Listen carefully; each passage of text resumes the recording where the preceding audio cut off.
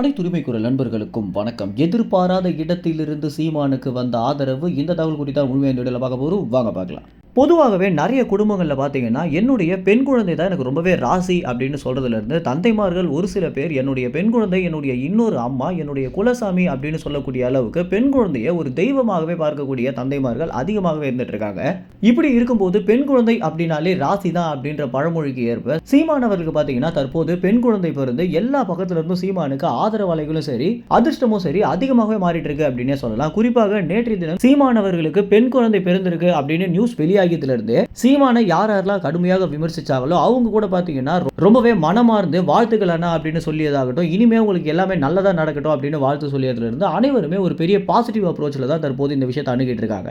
இப்படி இருக்கும்போது தான் யாருமே எதிர்பாராத விதமாக சீமானவர்களுக்கு ஒரு இடத்துல இருந்து ஒரு பெரிய ஆதரவு வந்திருக்கு அப்படின்னே சொல்லலாம். அது யாரு அப்படின்னா தமிழ்நாட்டுடைய பாட்டாளி மக்கள் கட்சியின் தலைவரான மருத்துவர் ராமதாஸ் அவர்கள் பாத்தீங்கன்னா சீமானவர்களுக்கு ஆதரவாக ஒரு பெரிய கண்டன உரை அனுப்பியிருக்காரு. இந்த கண்டனம் எதுக்கு அப்படின்னா இலங்கையிலிருந்து வந்திருக்கக்கூடிய எம்பி அர்ஜுனா பாத்தீங்கன்னா கொஞ்ச நாட்களாகவே சீமானவர்கள் குறித்து அவதூறான விஷயங்களை பேசிட்டு வந்துட்டு இருக்காரு. இன்னும் ஒரு படி போய் அவர் மேடையிலேயே பாத்தீங்கன்னா குண்டு வச்சு நான் கொன்னு இருப்பேன் அப்படின்னும் நீ மட்டும் இலங்கைக்கு வந்தா அவனை சுட்டு இருப்பேன் அப்படின்னும் ரொம்ப அவதூறான வார்த்தைகளை பயன்படுத்தி ஒரு பெரிய வன்முறையை தூண்டும் விதமாகவும் நிறைய செயல்பட்டு வந்துட்டு இருக்காரு. அது மட்டும் இல்லாம இவரை யார் ஆபரேட் பண்றாங்க அப்படின்ற விஷயம் வரைக்கும் தற்போது நமக்கு கிடைச்சிருக்கு. இந்த தகவல் குறித்து நம்ம அடுத்த வீடியோல பார்க்கலாம். தற்போது இந்த கண்டன உரையில மருத்துவர் ராமதாஸ் அவர்கள் பாத்தீங்கன்னா தமிழர் ஒற்றுமையை சிதைக்க துடிக்கும் ராமநாதன் அர்ஜுனா பேசிய பேச்சுக்களை திரும்ப பெற வேண்டும், சீமான் அவர்களிடமும் தமிழ்நாட்டு மக்களிடமும் பகிரங்க மன்னிப்பு கேட்க வேண்டும் என பாமக நிறுவனர் ராமதாஸ் அறிக்கையை ஒன்று வெளியிட்டிருக்காரு.